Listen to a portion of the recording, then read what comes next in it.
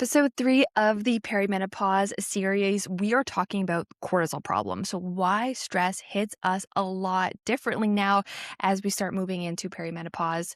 So, last episode, we talked about insulin resistance and how perimenopause creates these metabolic conditions where your body's going to handle glucose less efficiently.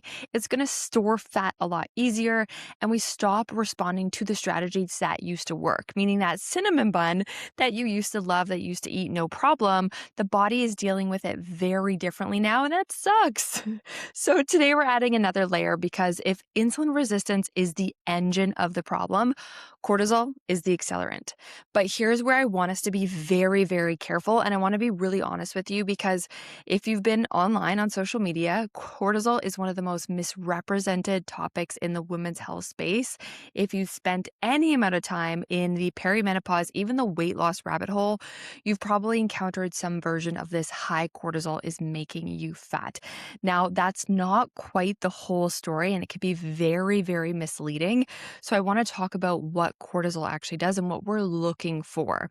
So cortisol, primary stress hormone. It's produced by our adrenal glands, and it follows a daily rhythm. It's going to rise sharply in the first 30 to 45 minutes after you wake up, and then gradually declining across the day, reaching its lowest point at nighttime so that we can sleep. Now, this pattern really matters because it's going to give you that energy and alertness in the morning and allows you to wind down and sleep at night. It is not a villain, it's a system. And like every other system in your body, perimenopause is actually disrupting it. So, here's what's actually changing and why this is affecting you so much. So, the most consistent finding that we're finding in research is not that cortisol is high all the time, it's that this rhythm becomes unstable. That slope, the clean arc from morning peak to the evening low, starts flattening. So, the difference between your morning cortisol and your evening cortisol is shrinking, and this day to day variability is going to increase. So some women are showing this blunted cortisol awakening response. So they're going to wake up really flat. They're slow. They're struggling to get going in the morning, where others might show this elevated evening cortisol, where you're really wired at night. You can't switch off. Your brain is constantly moving. It's constantly thinking all day. So you can't sleep. You're not getting a good quality sleep at night. And a lot of women are just oscillating between both depending on the day. So this is not high cortisol. It is dysregulated cortisol. Poorly timed, less predictable. It's slower to recover after a stressor. And this changes everything about how we think about managing the stress response. Now, why perimenopause causes this disruption? Estrogen, it turns out, is not just a reproductive hormone or a fat distribution hormone, even a metabolic hormone. It plays a direct role in regulating your stress response system, so the HPA axis. Before perimenopause, estrogen is helping buffer stress reactions. It's going to enhance our brain's ability to turn cortisol off after a stressor. It stabilizes that circadian rhythm. It essentially is acting like a stress moderator. Now, as estrogen starts fluctuating and then declining, that moderation becomes less reliable. So the stress response becomes more reactive. Larger cortisol spikes to the exact same stimulus. Recovery is going to take longer. The same stressor that felt manageable 6 months ago is going to land so differently. Not because life got harder, because the hormones that were helping you handle it have shifted. And because perimenopause involves so much fluctuating estrogen rather than just a steady decline, the result isn't a predictable new normal. It's inconsistency. So some days you might feel completely fine, and then others you might be totally overwhelmed, even though it's the same day. So the system has lost its precision. That might mean one day your husband is incredibly annoying, and then the next day you love him more than anything. So this is that unpredictability that's happening. Now, what does this mean for your body, for your fat loss journey? So cortisol dysregulation connects directly to fat loss. Stress in perimenopause, it's not just a mood problem, it's affecting how your body's burning calories. So we've got that visceral fat, that deep abdominal fat that we talked about in episode 1. It has a higher concentration of cortisol receptors than fat anywhere else in the body. So that means when cortisol is chronically dysregulated, your body is primed to store energy into the midsection. Not because you eat too much, not because you ate badly, because that's where the receptors are and that's how they respond.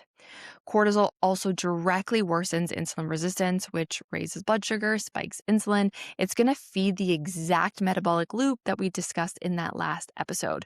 Stress, insulin resistance, they're not separate problems. They are the same problem that compound each other. One gets worse, the other gets worse, worse, worse, worse, worse, worse.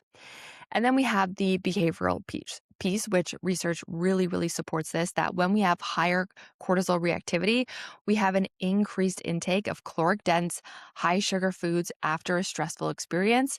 This is cortisol interacting with that dopamine reward pathway, and it's driving a very specific type of craving. So perimenopause, postmenopausal women show this pattern more strongly than women that aren't going through this transition. This is why stress eating feels totally out of control. You can't help it, and there's a reason for that. Now, the cycle keeps on going because then we have poor sleep. That's also going to raise cortisol reactivity. Higher cortisol disrupts sleep, disrupted sleep worsens insulin resistance. That's going to increase fatigue and cravings. That's going to increase stress. Stress elevates cortisol. So it's this pattern. It's this loop that we can't break. None of these are separate problems. It's an interconnected loop.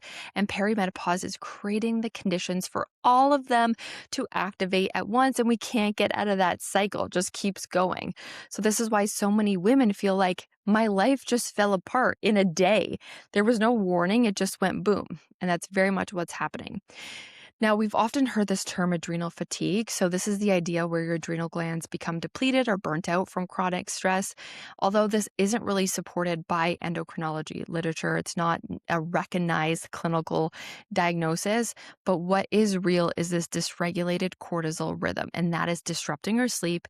It's elevating our inflammatory load. It's creating insulin resistance, and it's creating this profound exhaustion and fatigue. This is absolutely real, but the mechanism behind it is more nuanced than just, okay, your adrenals are exhausted. So treating something like adrenal fatigue, like you just need more rest, you're missing out on the actual levers that are going to help.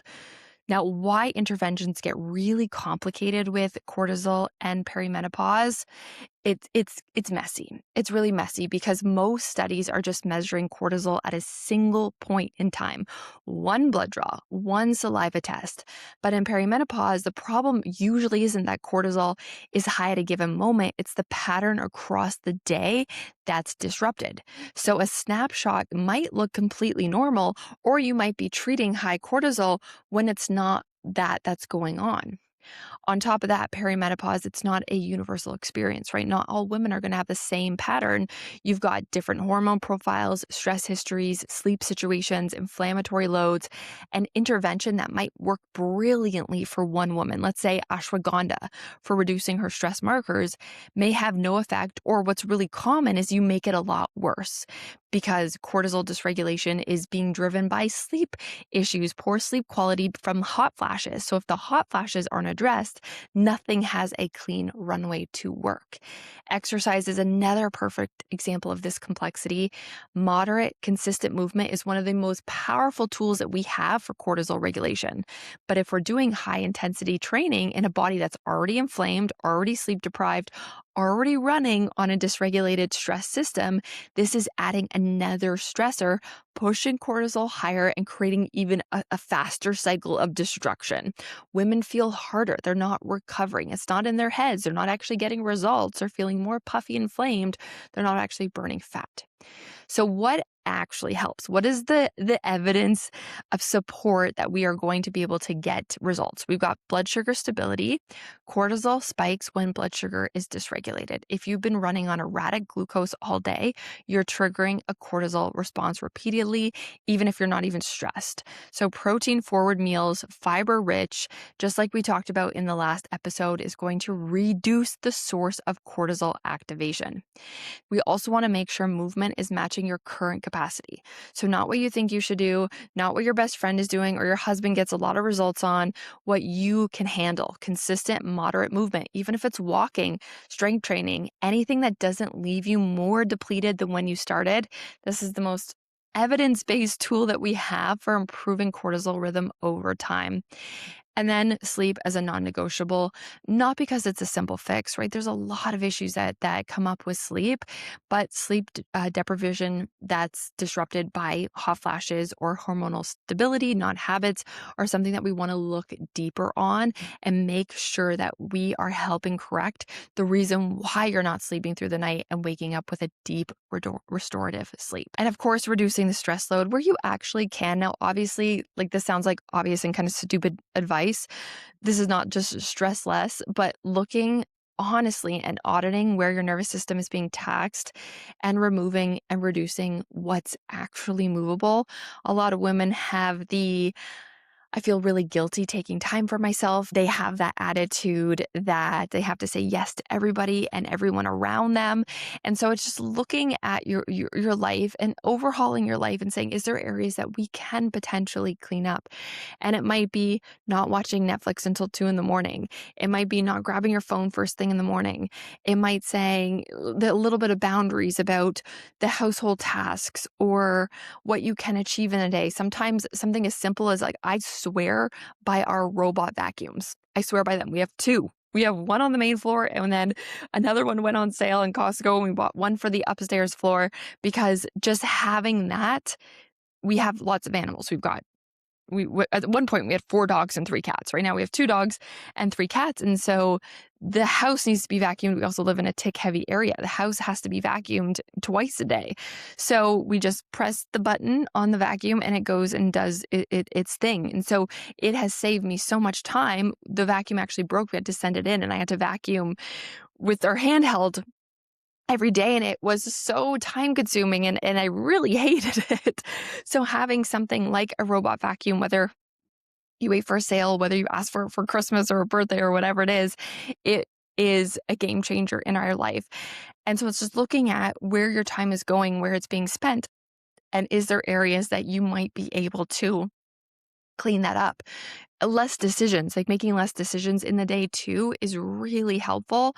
So we have HelloFresh that delivers our meals to us. So we just don't have to think about it, right? We're still making the meals. It's still meals that we can eat that are very compliant to what I can eat, but there's no decision. We've got 5 meals in the fridge and we're eating one of those for dinner and that's going to be the next day's lunch. So less decisions in the day are going to help us with that cortisol response as well. As simple as when are you doing laundry? Or what clothes do you wear every single day, and having less decisions so that your brain is not overwhelmed with even more decision fatigue. We had childcare come to the house for Bodhi, and she said, looking around our house, "Oh, you guys really live a minimalist life." And this has been huge for me because the more stuff and clutter around the house, especially because we do work from home, both of us, but the more clutter around the house, it's very overstimulating for our brain. There's a lot you're looking at, you're thinking of tidying up and cleaning. And so the less that we have, the less that our brain has to make decisions about as well. So I really prefer to keep the household things, even like cleaning supplies or um, personal care products, on the minimal. Once I have something, that's what we get. And we only buy more when we run out or we have proper storage for it. And keeping these things to a minimal. And this is great for consumption and even for money too, and saving money. But less is more attitude has been big in our house for nervous system regulation. Now, perimenopause symptoms don't often show up when life is quiet either, right? It shows up when you're running at full capacity. You're in the thick of it with your career, probably the most demanding it's ever been. You might have kids who still really need a lot from you, or kids that are leaving the house, and that transition can be very emotionally heavy too. Parents that are getting older. I know with my parents, there's been some surgeries in the last few years, so that you're worrying about them instead of the other way around. And no one really prepares you for that. You've got a mortgage, your financial future, maybe your kids' financial future. You're juggling a lot that never seems to resolve. You have friendships that you're trying to maintain, a relationship that needs tending to. So the mental load that lives in the background of your every single day, the appointments, the admin, remembering of everything for everyone. And we tend to take on a lot, right? You're not imagining that life feels heavier right now. And every single one of those demands is landing on a nervous system that's already less equipped to absorb it. And that's what makes this part so relentless and so defeating is it's not just the hormones, it's the hormones happening inside of a life that's already really full, really demanding, and you're just trying to keep up. So I hear you, I feel you, I see you. Before we go, cortisol and perimenopause, it's not a simple story, right? It's not just high cortisol causing belly fat. It's a stress response system that's lost its rhythm, less stable. It's more reactive. It's slower to recover. It's interacting with our insulin resistance, sleep disruption, hormonal shifts to really create this environment where fat loss becomes genuinely harder for you than anyone else. And understanding this, it's not an excuse, it's a map. And a map is only useful if you know how to read it.